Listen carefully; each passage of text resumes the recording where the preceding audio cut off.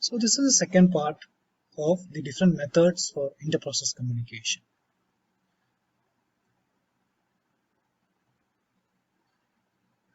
The first one we are going to see is a signal. Now, signal is a primitive way, or it's the oldest way of communication between processes and threads, and it is used for asynchronous notification.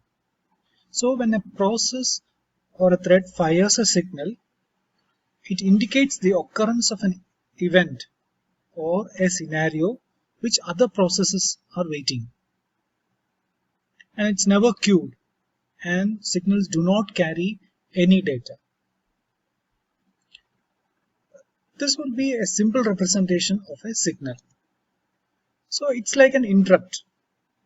There's a normal process that is continuing, and at some point a signal is delivered which indicates another event or occurrence of some scenario. So the current process is stopped and another code is executed. This code is initiated by a signal handler. Once this is completed, it will go back to its normal process of execution. So a signal, when it is sent by a process or a task, it is of the form of a function function signal of n, where n is an integer and it corresponds to a code, and this is called a signal handler.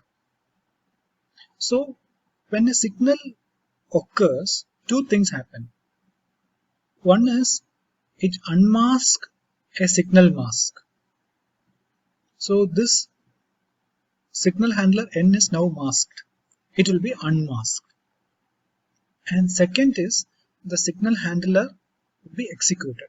So signal handler is a code like interrupt service routine, and this signal handler will be executed.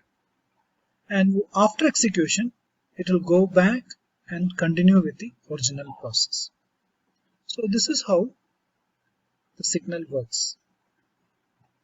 In different operating systems, this is implemented in different ways. We are taking some examples. In RTX 51 tiny operating system, there are two signals, specifically called OS_send_signal. It sends a signal from one task to a specified task.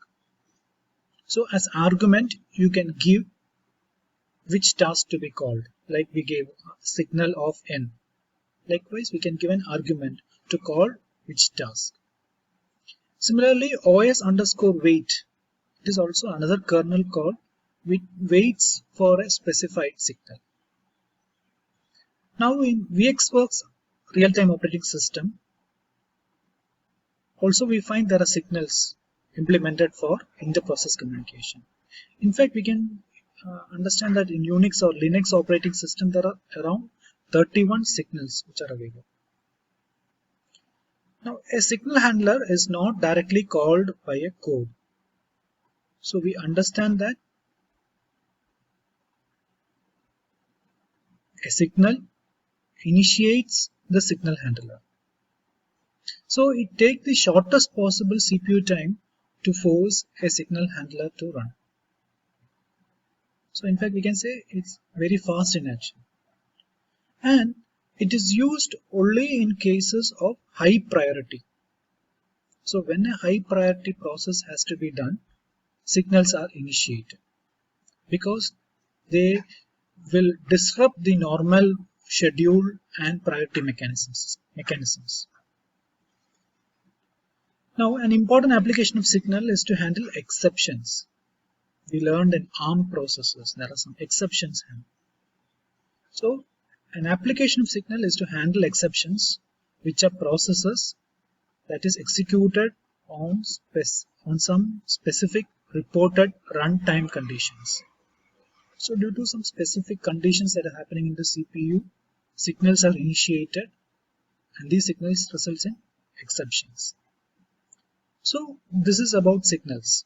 So we saw what a signal is, how a signal functions, and what are the important features of signal. So next we are going to see semaphores. So we will see what a semaphore is, how it operates, and what are the different types of semaphores. We'll go to the details now. So semaphore, you can understand it's like a token. So somebody or some process which has the token can access the resource or access another process.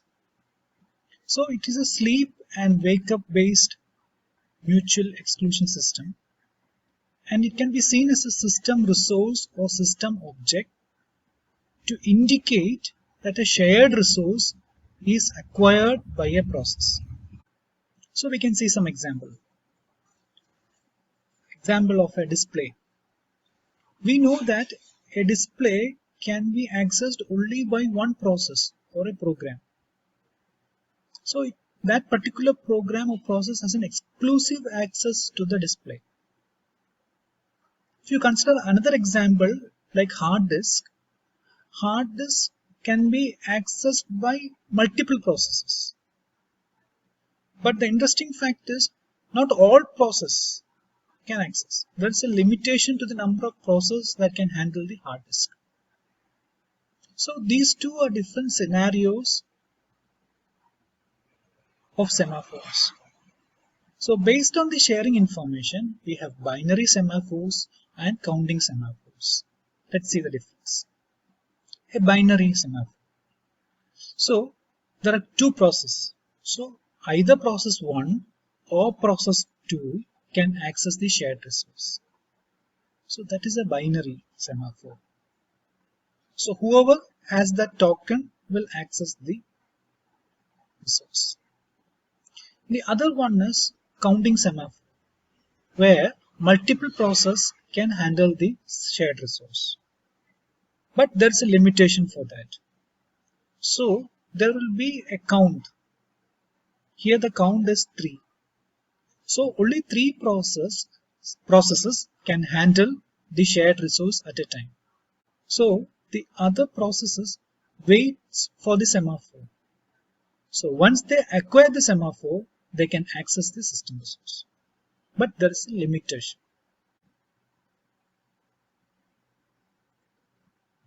So we have seen what a semaphore is, how it functions, and what are the different types of semaphores.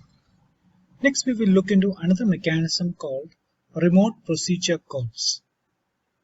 We will see what a remote procedure call or RPC is, how it functions, and what are the different types of RPCs.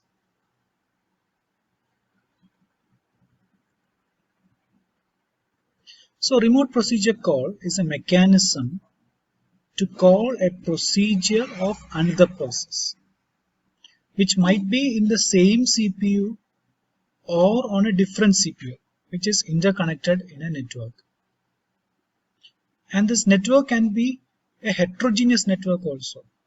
It need not be working in the same operating system. In object-oriented terminology, we call this as remote invocation or remote method invocation, RMI. And it is used basically in client-server applications. As I told you, we can use it in heterogeneous network also, where the operating systems are different. This figure shows the architecture of the remote procedure calls. So in RPC, there's a server and there's a client. The server contains the procedure which is called, and client is the process which calls this procedure. In this figure, we can see that the client and server are two different CPUs which are connected over the network.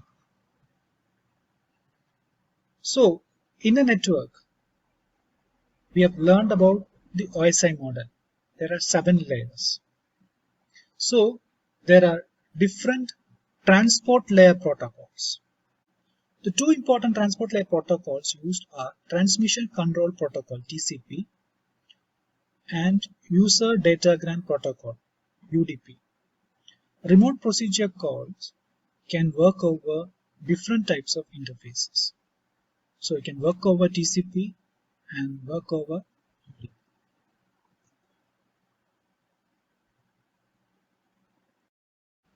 We will see what is TCP and UDP when we study about sockets. So now we will see how remote procedure call is implemented. It can be used with different invocation interfaces like, as I told, TCP or UDP. And RPC communication should be compatible across all the platforms. So it will use some standard formats. And this standard formats is called Interface Definition Language, IDL. One of the examples of IDL is the Microsoft IDL. So it's Microsoft Interface Definition Language, MIDL, which is the ideal implementation for all Microsoft platforms. Remote procedure call is of 2 types. One is synchronous or blocking, and the other is called asynchronous or non-blocking. In synchronous, the process which calls the remote procedure is blocked. It cannot be executed further until there is a response from the other process. Whereas in asynchronous or non-blocking, the process which calls the remote procedure continues its execution while the remote process is executed. So both can occur somewhat in parallel. Now, the basic RPC operation can be visualized like this. There is a client which calls the procedure which resides in the server, and the server authenticates, checks whether the call is for this particular address or not. Once it is authenticated, it responds back, and the response is called callback functions. So the return functions are called callback functions. So this is how remote procedure call operates. Now there can be potential security threats. So it requires stringent authentication techniques so that it is protected from the vulnerabilities or threats. So the client application should authenticate themselves with the server to gain the access. So there are some common authentication mechanisms like using IDs, public key cryptography for authentication purposes. So this is about remote procedure call. So we looked into the remote procedure call. What's a remote procedure call? How it functions? What are the 2 different types of remote procedure calls? And what is authentication in remote procedure calls? Next we will see one of the associated components of remote procedure call called sockets.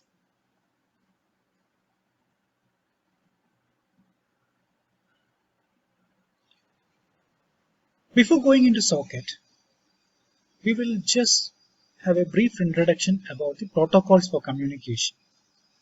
So in internet communication, there are basically 2 protocols which are used. One is called Transmission Control Protocol, TCP, and other is User Datagram Protocol, or UDP. What's the difference between these 2? TCP is used for a connection-oriented service. That is, before transferring of data, the connection is established by means of handshaking signals. Once the connection is established, data transfer occurs. So it's a very reliable form of communication.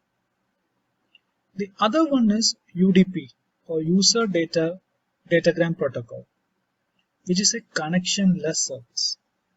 That means each time it takes an independent path. All the packets are independent,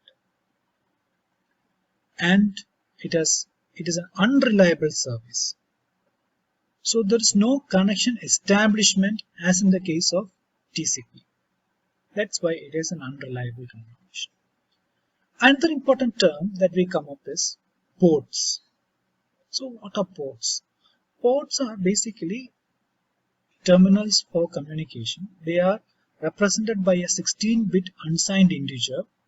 So the range is from 0 to 65,535. And we assign ports for particular application. For HTTP application, we use port 80. For HTTPS, that is secure HTTP, we use port 443. For file transfer protocol FTP applications, we use port 20 and 21. We are learning these terms because this is very much related with sockets. So what is a socket? Socket is a device-like mechanism for bidirectional communication. It helps in establishing and closing a connection between source and destination. Listening from multiple sources or multicasting to multiple destinations is possible through sockets. That is, a source can listen to multiple devices, that is multicasting. Now, a particular port can listen to multiple sources. Both are possible in sockets. And not only that, the task or the process can be in different locations, distinct different locations, which are interconnected by a network. And sockets are used for RPC communication, as I told you. So socket is a logical endpoint in a two-way communication link between two applications running on a network. We can summarize it like that. There are different types of sockets.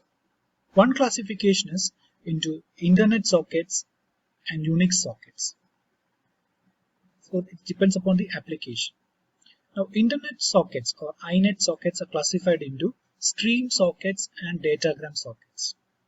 This is based upon the protocol which is used.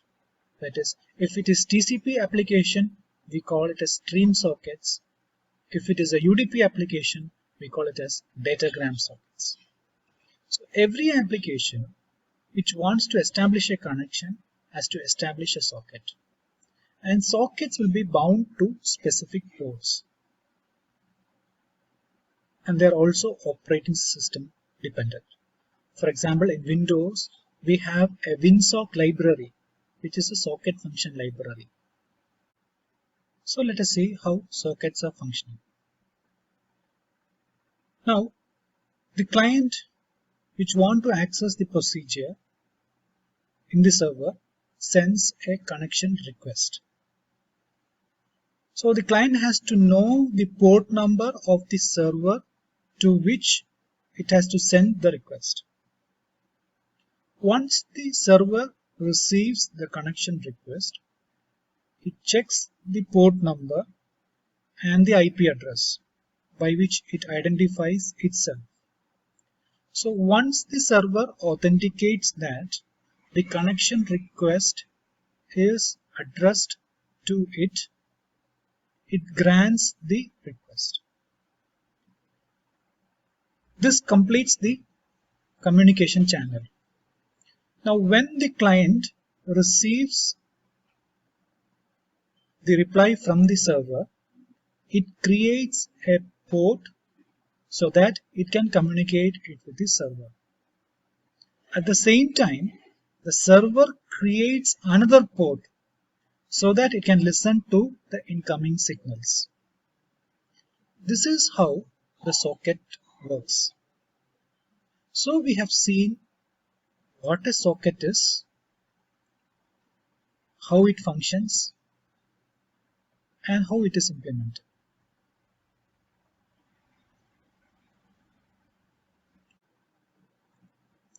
Now we will see what are the important questions that has been asked from this topic. One of the previous question is describe the use of mailboxes and remote procedure calls. It was a 10-mark question. Another question is how does an RTOS semaphore protect data? This is not a direct question. You have to modify whatever we have learned to answer this. Explain remote procedure calls with an example. Another question was explain the concept mailbox and message queue. We know that mailbox and message queue are related concepts. So how it is implemented for IPC. So through these two video series, we have seen the different methods of inter-process communication which is implemented in different operating systems. We have seen pipes, we have seen message queues, we have seen mailboxes, we have seen what a semaphore is, we have seen what is signaling is, we have seen what is remote procedure calls and sockets. So this is how inter-process communication is implemented in operating systems, and we learn in the context of embedded operating systems.